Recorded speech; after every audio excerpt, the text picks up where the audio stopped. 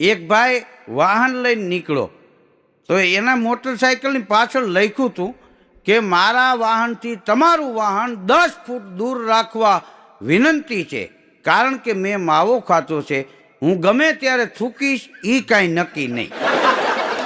આને કોણ સમજાવે? પણ આમ તો હેલ્મેટનો કાયદો શું કામ આવ્યો કે પાઘડી બાંધતા માણસ બંધ થઈ ગયા ને એટલે હેલ્મેટનો કાયદો આવ્યો. જો પાઘડી બાંધતા હોત ને તો આજની તારીખમાં હેલ્મેટનો કાયદો ન આવત. શું કામ? વળવાળી પાઘડી બાંધતા, આટિયાળી પાઘડી બાંધતા. અરે કદાચ કોઈક ધારિયાનો ઘા કરે ને તોય એ પાઘડી હોરવું ધારિયું માથા સુધી ન પૂગે.